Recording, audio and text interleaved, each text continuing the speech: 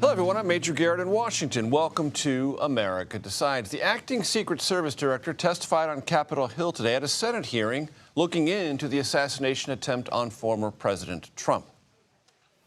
The attempted assassination of former President Donald J. Trump on Saturday, July 13th, 2024, in Butler, Pennsylvania, was a failure on multiple levels.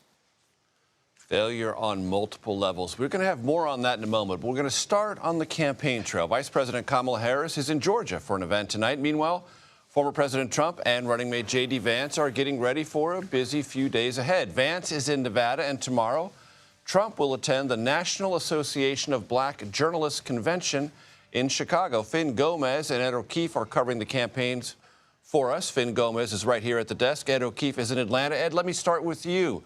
Set the scene for us, and I understand you were able to talk to some voters in Atlanta about the change in the campaign and what effect it may or may not have had in Georgia.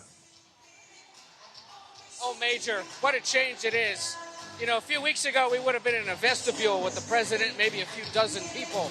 Today, we're in the streets of Atlanta, and this modestly sized sports arena expected to fill up with as many as 15,000 people on site. I want to show you one thing that really speaks to how different this campaign is compared to what Joe Biden was doing. Daryl's going to show you.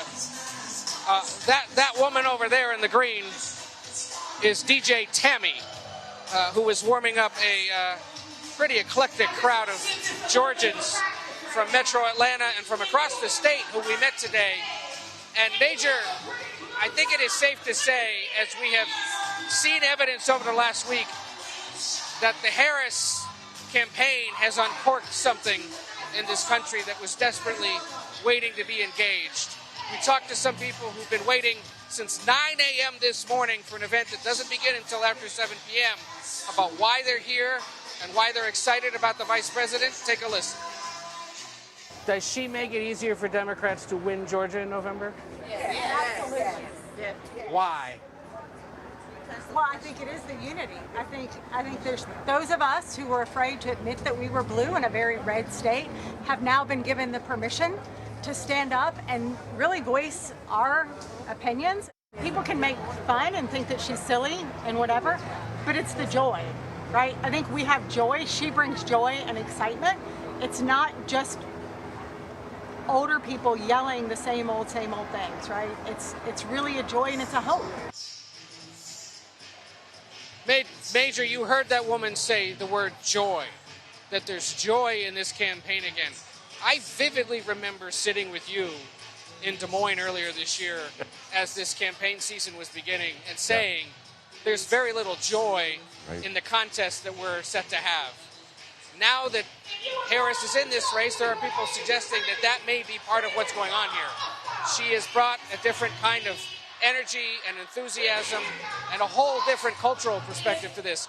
We've heard some classics like, okay, you know, maybe Brick House is about as old as the songs are getting at this event, but The Wobble, Superman That Hoe. I mean, those are the kinds of songs you don't hear at Joe Biden events, at Donald Trump events, but it speaks to the kind of voter, the kind of person that is now engaged in the election like they were not before last week.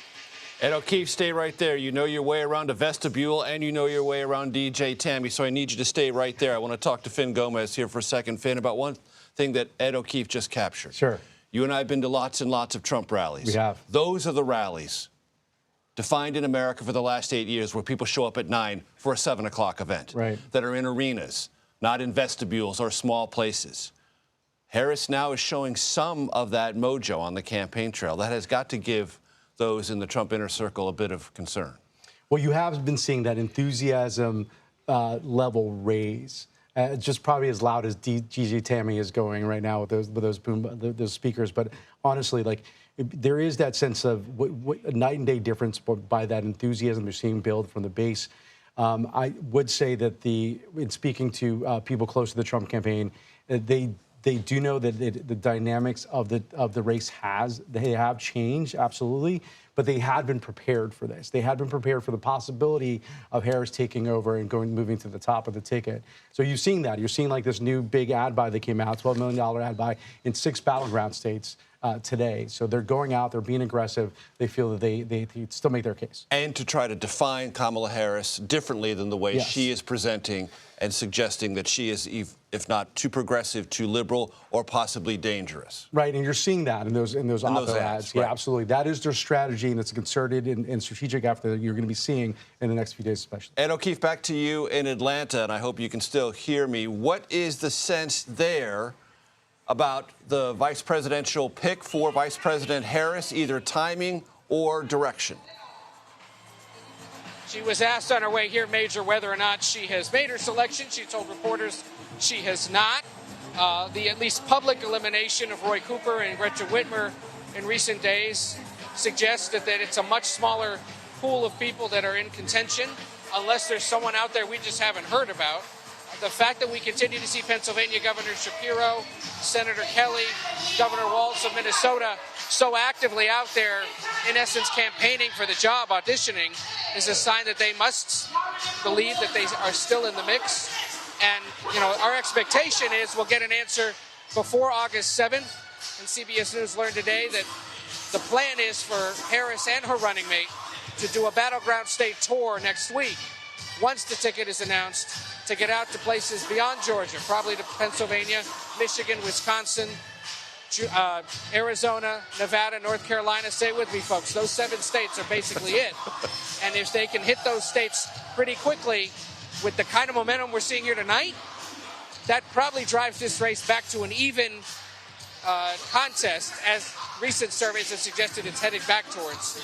Some even today now suggesting the vice president might have a slight advantage, suggesting again that she has uncorked or brought back to the party a handful of people, collections of people across these key states that had not been engaged and that were indeed sitting on the sidelines. One woman today said, my son, who's 27, this is an African-American woman, she said he has not felt at all like any side had been talking to him.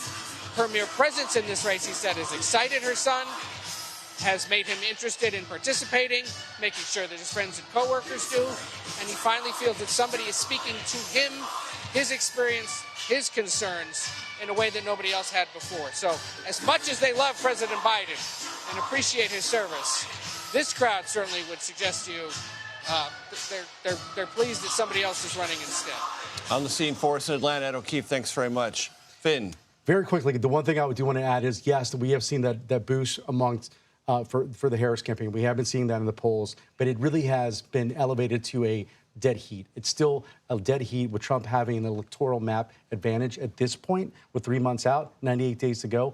I would add also one of the reasons we've been talking to sources close to the vetting process on the Harris pick, right? And one thing that has not happened yet, which is also delaying this and narrowing the field, is the fact that she has not had her official interviews with these top contenders yet, which is we are being told is going to happen the next couple of days. Probably via Zoom or phone call or some other means. Fin Gómez, Ed O'Keefe on the scene for us in Atlanta. Thank you very much. Now, we started the show talking about this. I want to get back to it. On the hearing on the attempted assassination of former President Trump. It was an important Senate hearing, and Nikole Killion has been following that story all day. Nikole, summarize the day for us, please. Well, I think the top lines are that we heard from the new acting director of the Secret Service, Ronald Rowe, who now takes over after Kimberly Cheadle resigned last week. But in essence, he said that he is ashamed of what happened. He can't defend the security failures that occurred that day. And he said that from firsthand experience, having traveled to Butler, Pennsylvania. He said that was one of his first orders of business, that he actually went up to that roof where the gunman Thomas Crooks was, that he laid in that same position to try to get an understanding of what happened, and in the end felt that it was indefensible that this assassination attempt occurred. That being said, as much as he felt some of the actions that day were indefensible, he did defend the Secret Service, including that counter sniper who took the gunman out within a matter of seconds. He also said that he is not going to rush to judgment. There were many lawmakers on the panel who felt strongly that someone needs to be fired over this, particularly the individuals who allowed the former president to go on stage, those who may have missed any warning signals. But, the Secret Service director got quite emotional, particularly during a very heated exchange with Missouri Senator Josh Hawley, where he said, look, this has kept me up at night for the last 17 days, but I'm not going to rush to judgment on my agent. We're going to do a complete and thorough review and hold those who violate any policies or protocols accountable. Nikole, I want to play you one of the sound bites from the interim director, Ronald Rowe, about what you just described. Let's play that now. What I saw made me ashamed. As a career law enforcement officer and a 25-year veteran with the Secret Service, I cannot defend why that roof was not better secured.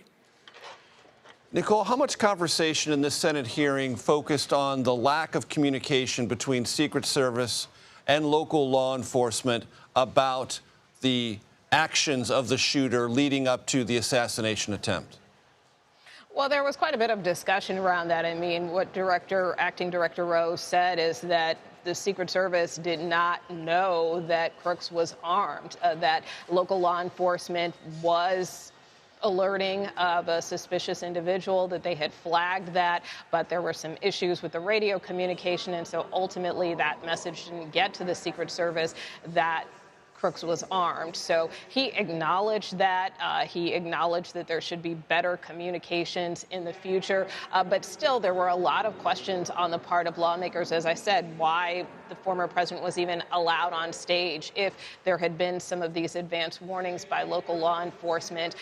And also, why more wasn't done to secure that building, which, of course, was outside of the perimeter. So still a lot of unanswered questions for lawmakers. And so this investigation, which was a product of 2 joint Senate panels, is likely to continue on top of a new investigation in the House by a bipartisan task force. Nikole, was any more light shed in today's testimony on this ongoing controversy over whether or not there had been requests from the Trump campaign for additional Secret Service protection that had either been delayed or denied?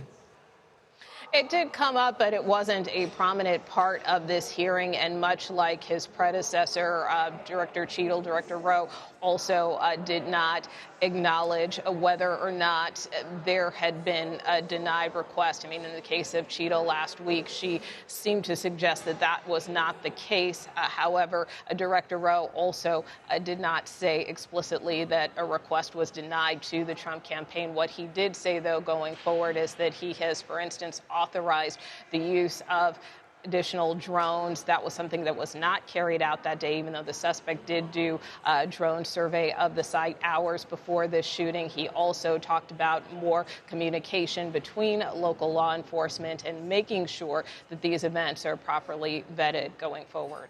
Nikole Killion on Capitol Hill, thank you very, very much.